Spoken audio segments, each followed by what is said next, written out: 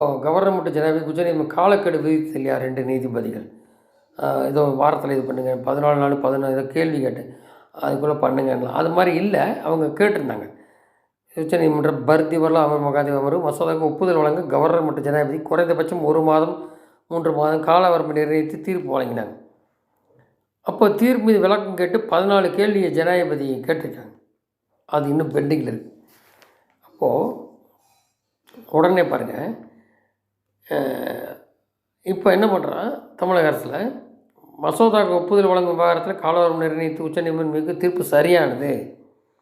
ஜனாதிபதி 14 கேள்விகளுக்கு அந்த தீர்ப்பிலேயே பதில் அளிக்கப்பட்டுள்ளது. அவங்க என்ன சொல்கிறாங்கன்னா, ஒரு 2 பேருக்காக மட்டும் இல்லை, தமிழகம் கேரளாவுக்கு எல்லாருக்கும் சேர்ந்தா விசாரிக்கணும்னு இருக்காங்க.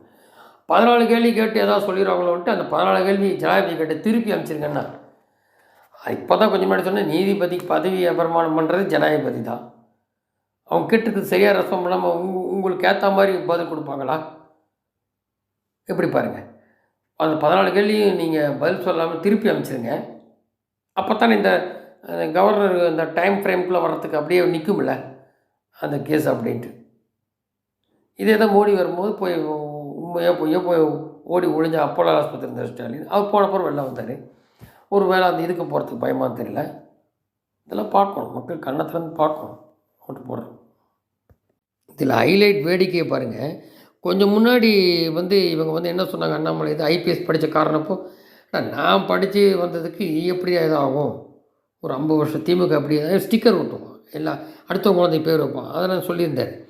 ரொம்ப படித்து வரோம் கஷ்டப்பட்டு. இதில் நீ எங்கே இது மாதிரிலாம் சொல்லுவோம், எங்களால் தான் படித்தேன், நாங்கள் போட்ட பிச்சை நீதிபதினெலாம் பேசுவாங்க ஆர்எஸ் பாரதி ரோசி பாரதி.